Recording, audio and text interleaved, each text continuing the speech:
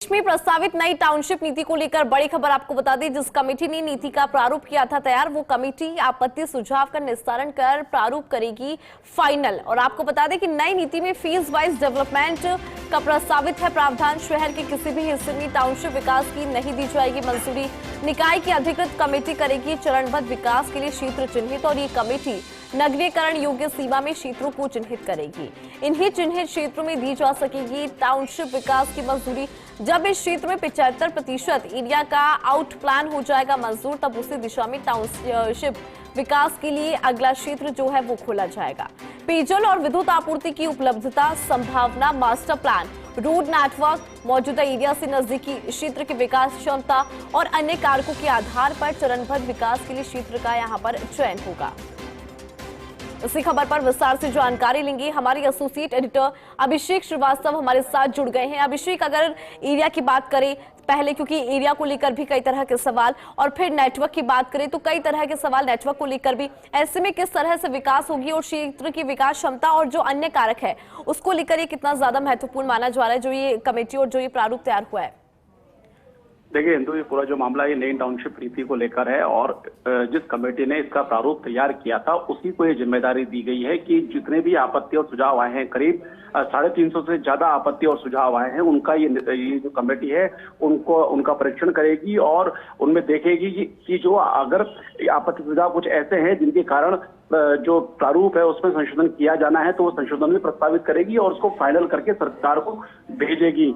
और सरकार फिर से फाइनल जो भी इसको करना उस पर फैसला लेगी। तो ये इसमें जो कमेटी बनी हुई है वो जेडीए में जो निदेशक नगर नियोजन है विनय कुमार दलेला, उनकी संयोजन में बनी हुई है। इसके अलावा इसमें वरिष्ठ नगर नियोजक राजेश वर्मा भी शामिल है, अतिरिक्त मुख्य नगर नियोजक शशिकांत भी शामिल है। तो इन अधिकारियों की कमेटी है जो इसको देखेगी। और नगरीय विकास विभाग ने हाल ही इसको लेकर आदेश जारी किए। देखिए, अगर हम आपत्ति और सुझाव की बात करें तो जो सरकार के जो मंत्री हैं उन्होंने भी इस पर अपने सुझाव दिए। इसके अलावा विधायकों ने भी, सत्ता पक्षीय विधायकों ने भी सुझाव दिए, क्योंकि यूडीएच मंत्री जाबर सिंह खर्रा ने बाकायदा पत्र लिखकर सभी जो विधायक हैं उनसे ये जो आपत्ति और जो टाउनशिप पॉलिसी है, बिल्डिंग बायलॉज है, मुख्यमंत्री जन आवास योजना है, town and country planning bill है, जो कि इनको नए सिरे से लागू करने की जो कवायद है उसको लेकर ये जितने भी ये नीति और ये कानून और ये जो उप नियम है इनके प्रारूप पर, जिसमें टाउनशिप नीति भी शामिल है, इनको लेकर आपत्ति सुझाव मांगे थे। तो विधायकों ने भी अपने सुझाव दिए हैं, मंत्री ने भी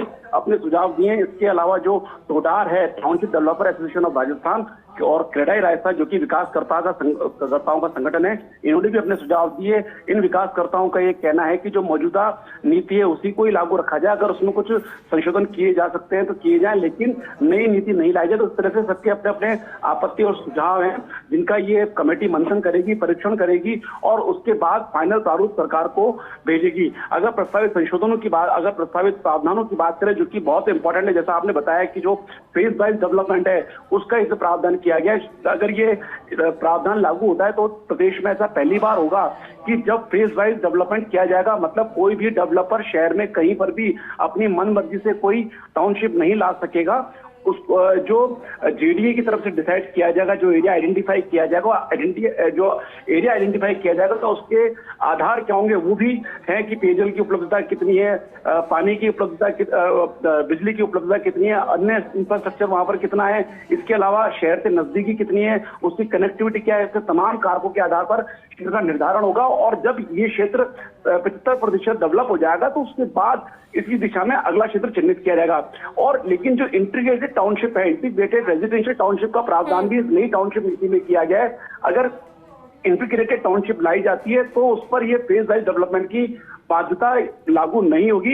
इंटीग्रेटेड रेजिडेंशियल जो टाउनशिप है वो कहीं भी लाई जा सकेगी, लेकिन इसके लिए न्यूनतम आकार तय किया गया है।